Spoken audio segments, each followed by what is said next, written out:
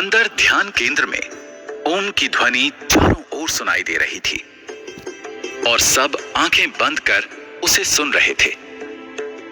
कुछ देर तक सब ऐसे ही ध्यान करते रहे।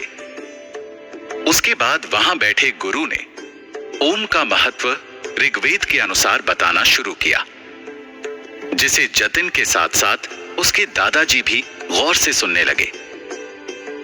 ऋग्वेद की बात करें तो ऋग्वेद को पूरी दुनिया का सबसे पहला वेद माना गया है। ऋग्वेद को आप श्रुति साहित्य कह सकते हैं, मतलब यह हमेशा से सुना गया है और कहा जाता है कि ऋग्वेद की जानकारी जिसे हो गई, ऋग्वेद का ज्ञान जिसे मिल गया, उसे इस ब्रह्मांड का पूरा ज्ञान मिल जाता है। ऋग्वेद के मंडल 1 सूक्त 3 श्लोक 7 में सबसे पहले ओम शब्द का उच्चारण कुछ इस तरह से मिलता है। ओमान सश्चर्षणीय धृतो विश्वे देवास आगंत दाश्वांसो दाशुषमः सुतम।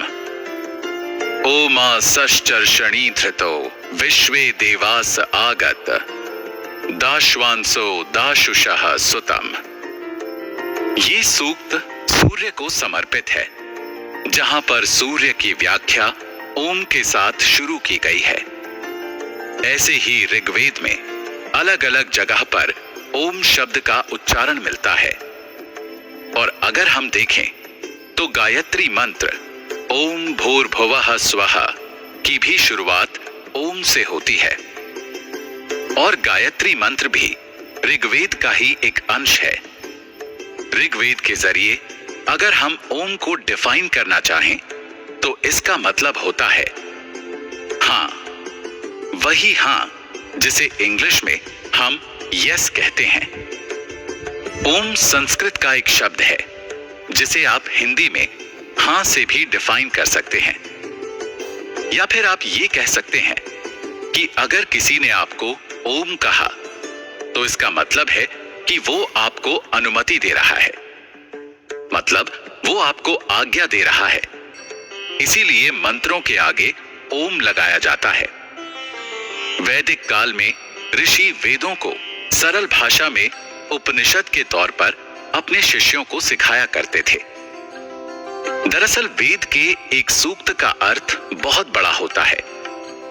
वेद के एक सूक्त में बहुत से रहस्य छिपे होते हैं, जिन्हें समझना हर किसी के लिए आसान नहीं था। और वहां पर ओम शब्द कह देने का मतलब होता था कि गुरु अपने शिष्य को अनुमति दे रहे हैं कि वो उनसे सुना हुआ ज्ञान ग्रहण कर सकता है।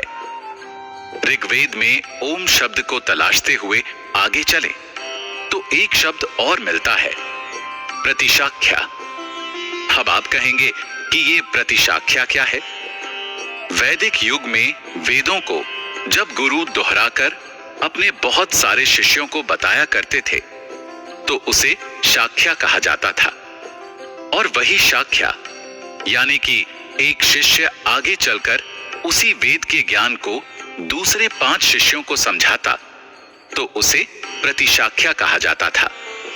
अब प्रतिशाख्या में जब एक गुरु के सामने बहुत सारे शिष्य बैठे होते थे तब शिष्यों को गुरु से परमिशन लेनी पड़ती थी कि क्या वो अपने सवाल उनसे पूछ सकते हैं। तब वो कहते थे बहो, और गुरु अपने शिष्य को अनुमति देते। वो अगर कहना चाहते कि हां, तुम अपने प्रश्न मुझसे पूछ सकते हो, तब वो कहते ओम बहो। तो आप ये कह सकते हैं कि ओम का ऋग्वेद में उपयोग अपने गुरु को सम्मान देने के लिए किया जाता था, उनसे आज्ञा लेने के लिए किया जाता था। ऋग्वेद के एक बहुत ही फेमस उपनिषद तैत्तिरीय उपनिषद में भी यज्ञ करते समय अपने गुरु से आज्ञा मांगने के लिए उनके सामने बैठा यजमान भी ओम शब्द का उपयोग करता था। और जब गुरु ओम कहते तो इसका मतलब था कि यजमान यज्ञ में आहुति दे सकता है। संस्कृत में अगर देखा जाए तो अनुमति के लिए 2 अलग अलग शब्द मिलते हैं। पहला है अनुमति और दूसरा अनुजना। यहां पर ओम का मतलब अनुमति से ज्यादा अनुजना है। अगर हम अनुजना के सही मतलब को देखें तो अनुजना का अर्थ होता है किसी और को भी एक ज्ञान और विवेक देना और उसकी आध्यात्मिक यात्रा को शुरू करना। लेकिन अनुमति का मतलब होता है सिर्फ आज्ञा मांगना। इतना समझने के बाद आप ये तो समझ गए होंगे कि ओम का मतलब है अनुमति देना। तो इस बात का ये मतलब भी आप निकाल सकते हैं कि ऋग्वेद काल में ओम लोगों के दैनिक जीवन का हिस्सा था।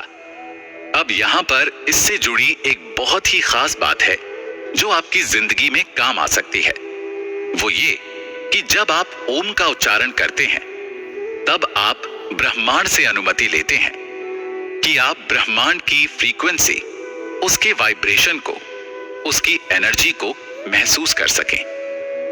और जब ओम की वही ध्वनि आपके आसपास के एनवायरनमेंट से टकराते हुए आपके कानों तक वापस आती है, तब आप यूनिवर्स की फ्रीक्वेंसी से अपने आप को कनेक्ट करते हैं।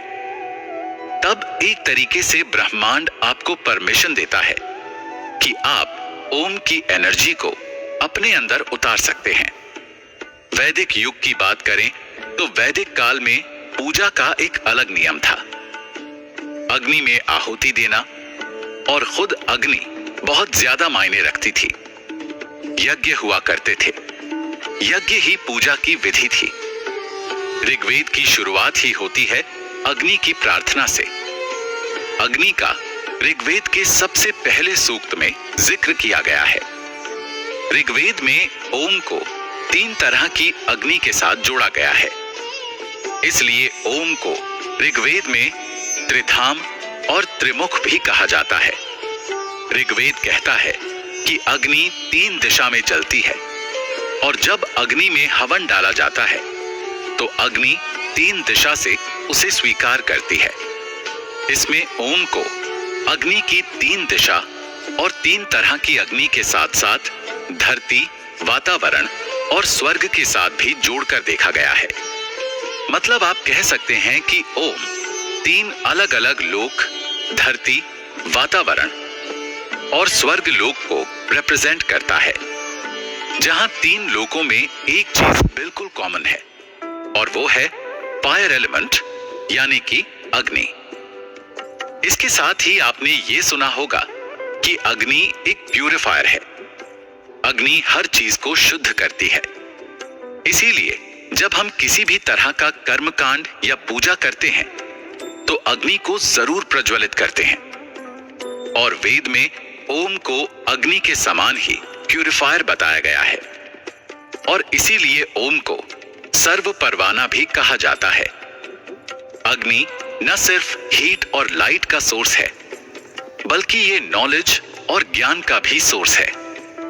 इसी तरह से ओम को भी नॉलेज और ज्ञान से जोड़ा जाता है। आप ओवरऑल ये समझ सकते हैं कि ऋग्वेद में ओम को अग्नि के साथ जोड़ा गया और अग्नि के जो गुण होते हैं वही गुण ओम के भी हैं। ओम में अ स्वर का मतलब है वो अग्नि जिसे घरों में प्रज्वलित किया जाता है और यू साउंड का मतलब है सदर्न फायर यानी कि दक्षिण मुखी अग्नि और एम साउंड का मतलब है सेक्रेड फायर यानी कि पवित्र अग्नि। ऋग्वेद के साथ साथ अगर पूरे वेदों को देखा जाए तो मनुस्मृति और रामायण में 3 वेदों का जिक्र मिलता है, ऋग्वेद, यजुर्वेद और सामवेद। अब यहां पर ओम के 3 स्वरों में ए ऋग्वेद को दर्शाता है, यू यजुर्वेद को और एम सामवेद को दर्शाता है।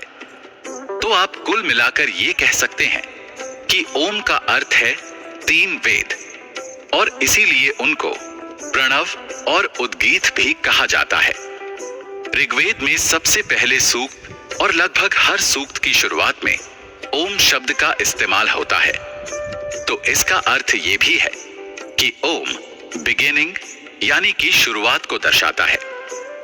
ऋग्वेद में ये माना गया है कि अगर किसी भी लर्निंग या नॉलेज की शुरुआत ओम से नहीं होती है तो उसका कोई अर्थ नहीं है।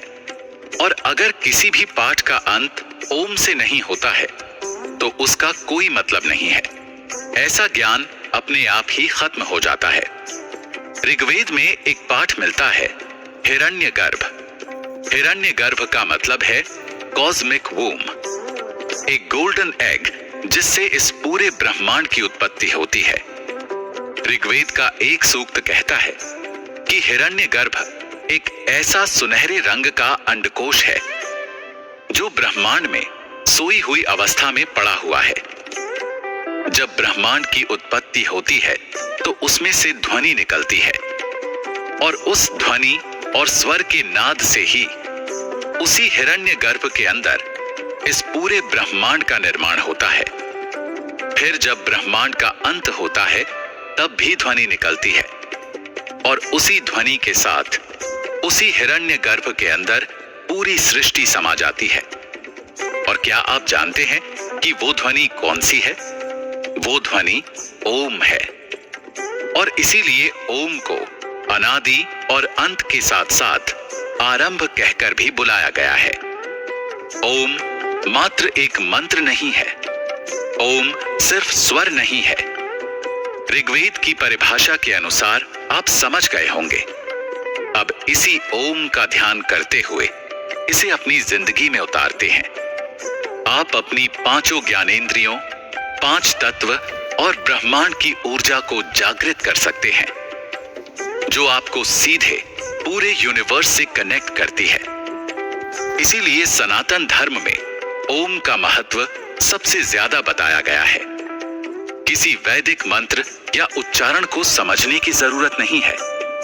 आप सिर्फ ओम का जाप करते हुए अपनी आत्मा, परमात्मा और इस पूरे ब्रह्मांड से खुद को जोड़ सकते हैं।